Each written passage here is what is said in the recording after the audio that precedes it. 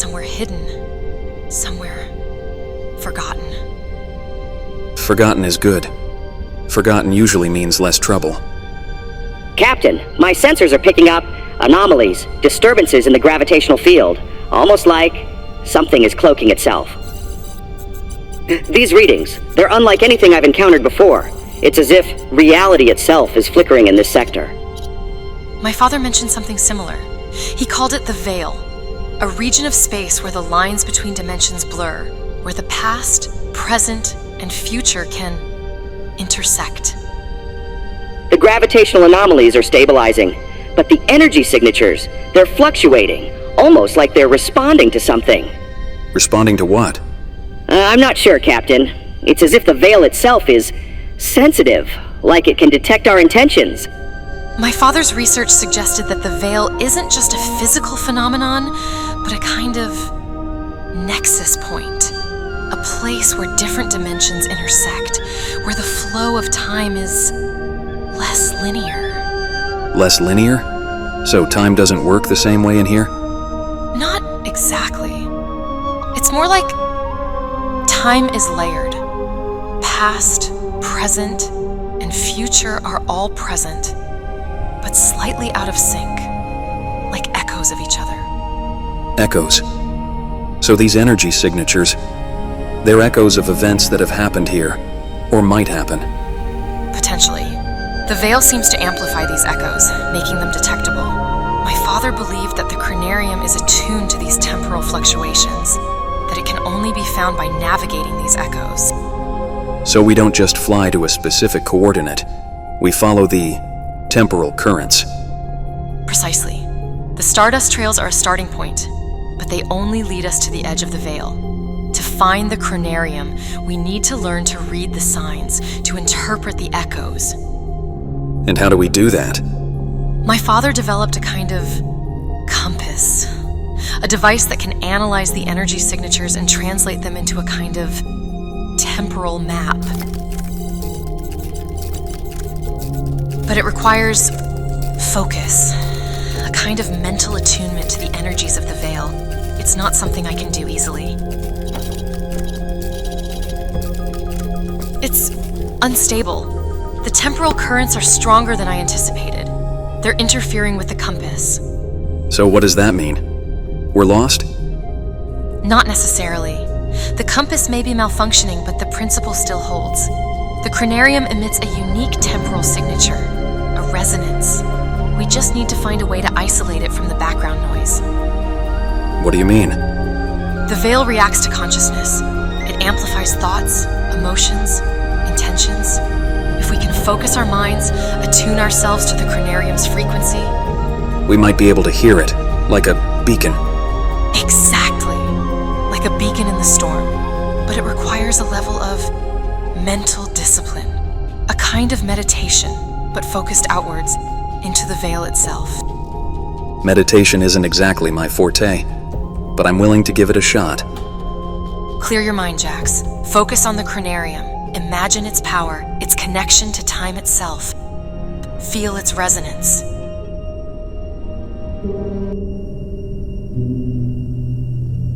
What is this? Well, well, well. Look what we have here. Back for more, Starunner. No. Jax, please. They're going to... It's your fault. You could have saved her. I can't tell what's real. You're a coward, Jax.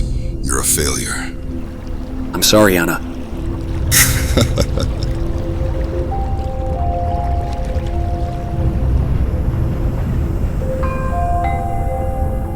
Jax Starunner, you have faced the echoes of your past and will emerge changed.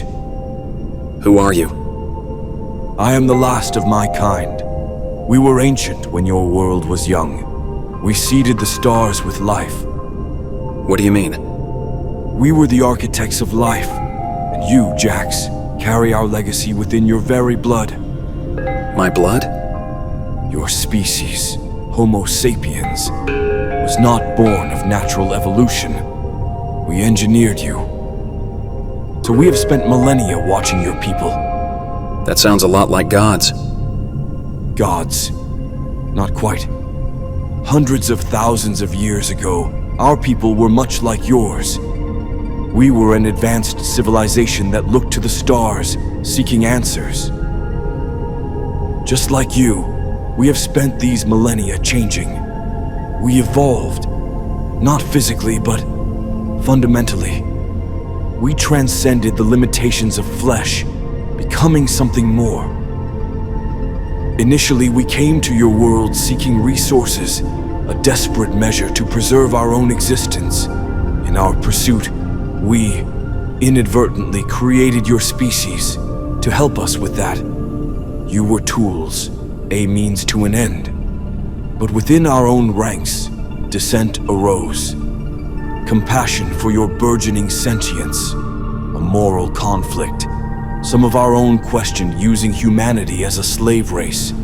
There was civil unrest among us, sympathy for your existence. So, our people set fire to the skies, scorching your planet. But in the charred and desolate remains, we realized our mistake. The decision was made to leave this planet to what remained of your kind.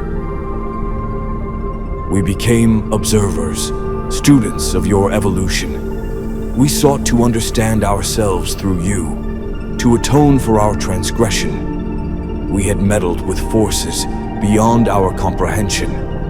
We have learned, we have transcended beyond this universe, leaving the responsibility of this world to you. You left it for us? Everything the solar rays touch belongs to you. This world, this reality, is yours. To shape, to mold, to define. You have the potential for greatness, but also the capacity for unimaginable destruction. What about the artifact? It predates us, an enigma left by a species unknown. We too sought to harness its power, to wield it for the greater good. But the artifact, it possesses a will, an agency of its own. We could not control it. So, we concealed it, buried it in the depths of forgotten knowledge. But secrets, like stars, eventually resurface. Jax, that artifact, it must be destroyed. It is too powerful, too volatile for any being to control, including ourselves. Destroy it? How? By casting it into the singularity at the heart of the Nebula Drift. We should have done it ourselves. In our naivety, we thought we could understand it. We see our past mistakes reflected in humanity. And what if we don't? We cannot dictate your actions. This world, this future, is yours to decide. But know this, your choice will reverberate through the cosmos. Your time here is at an end, Jax. But remember, the future hinges on every decision you make.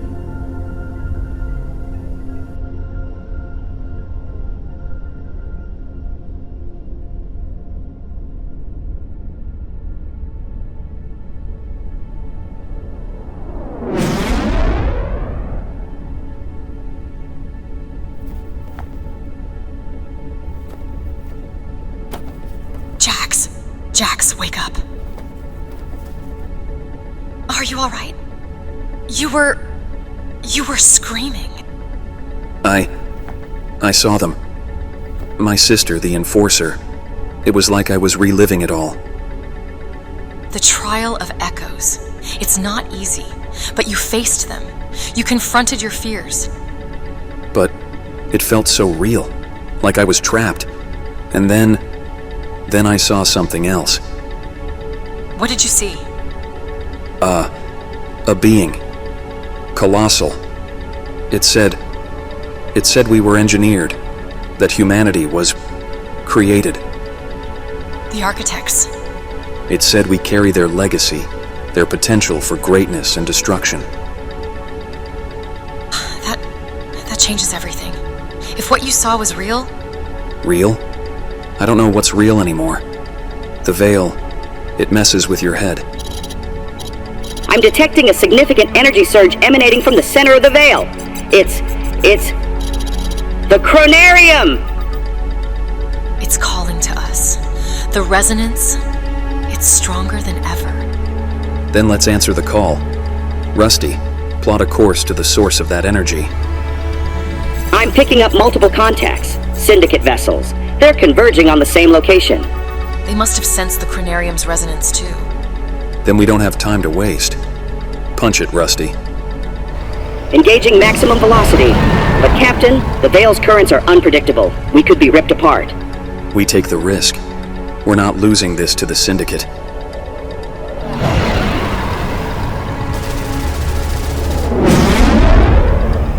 They're trying to cut us off!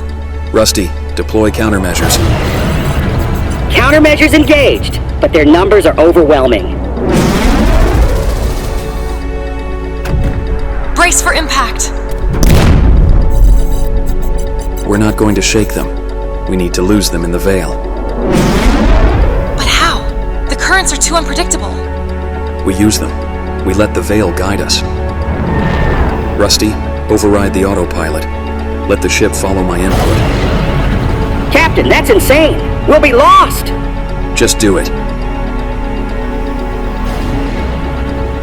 It's just like threading the needle.